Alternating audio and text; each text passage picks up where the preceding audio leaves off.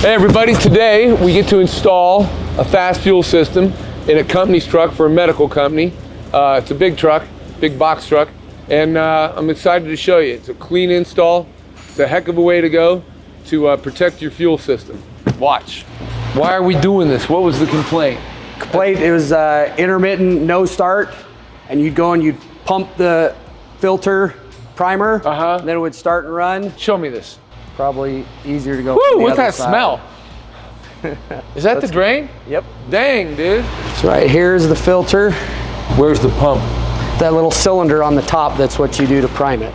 You pump that to prime it.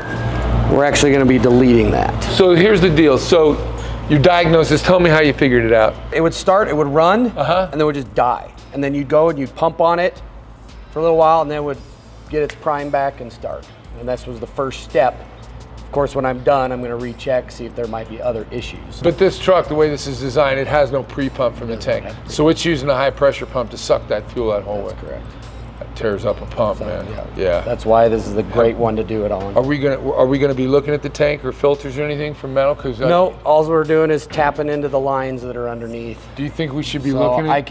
I can cut the filter open when we get it off to see if there's anything in it. I think we should, because that way, I mean, we don't have to sell him a high pressure pump and all that garbage.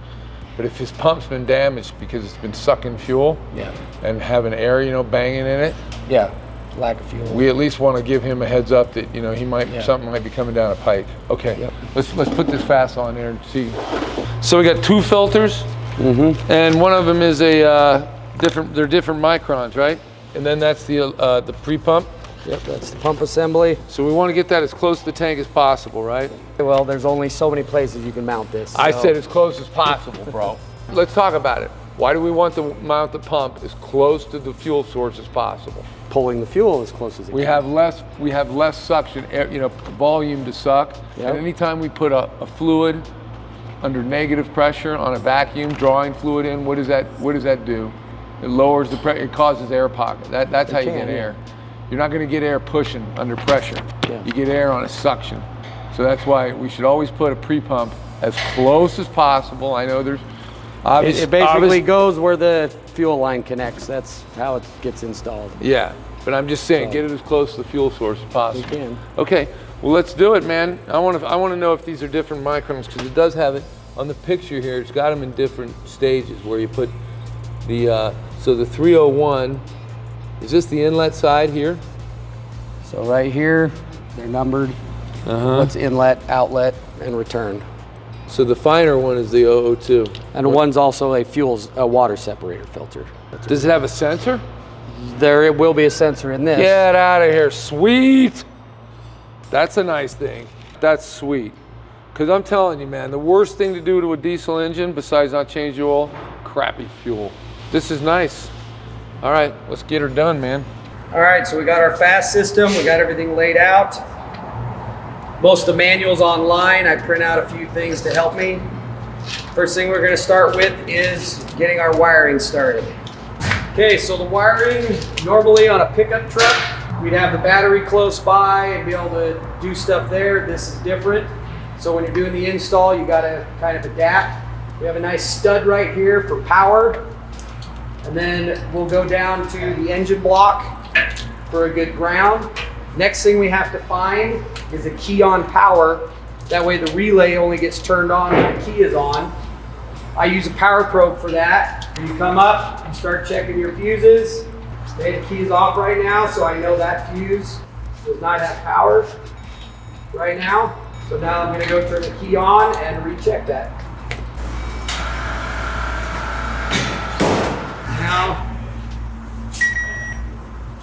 I know that fuse has power, key on over.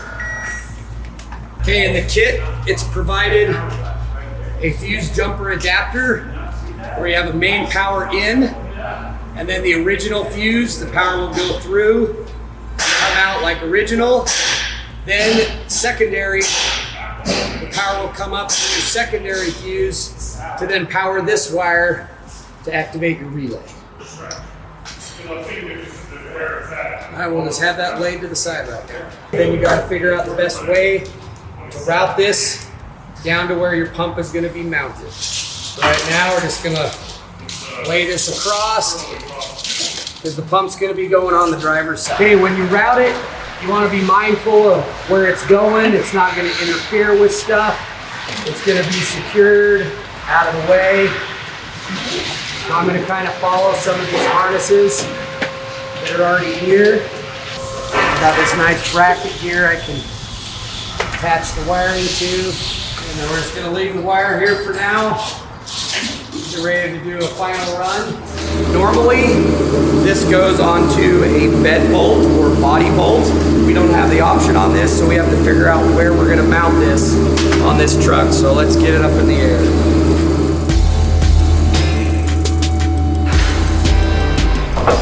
All right, so that's looking pretty good. Okay, and then we're gonna look and see where we're gonna run our return line. So I can see the fuel return goes into this 5/8 line right there that I'm gonna Y into that. Disconnecting the fuel line.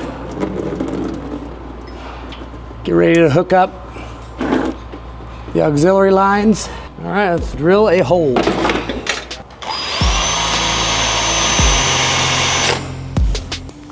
So I get it started just a little bit and then saves your bits.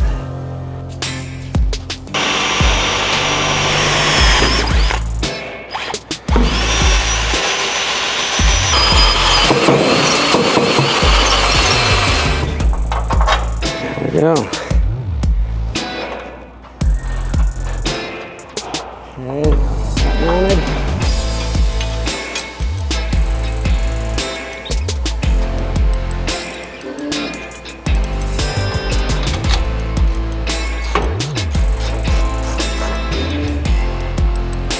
So make sure we're not hitting stuff.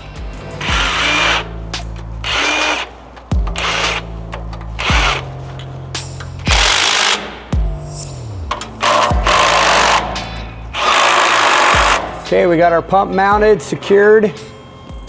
Now we're gonna go and start running our lines. Where the lines are gonna rub, I like to use a little wire loom to help protect them.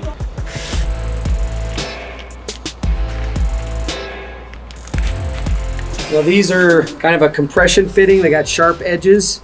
So once you push the hose on, it stays on without a hose clamp up to 300 PSI. But they are a pain to get on.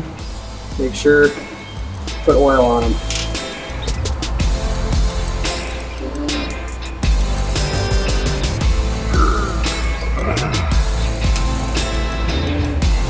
We'll of course zip tie and secure this. You just bypass that filter, or did you put It's another a block, yeah. It replaces where the filter was. So oh, is that line, that block that had the sensor and everything in it? Oh, yeah. cool. So the line goes in and out. Well, let's go check that out. Oh, that looks great, dude. You got your filters in the right place.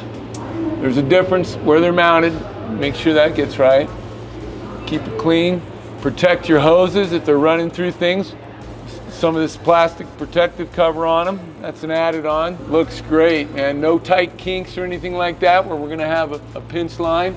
Looks great, Tyson. That's the return that goes back to the tank. That looks great. Goes up through and Y's into up there. That looks great, dude. Awesome. Good job. Thank you. Oh, yeah. Tyson, your work is always so good, man. Somebody must have taught you really good, dude. So where did you work before you worked here? Moving furniture. Moving furniture. Just kidding. Tyson's been with me since he was 18 years old.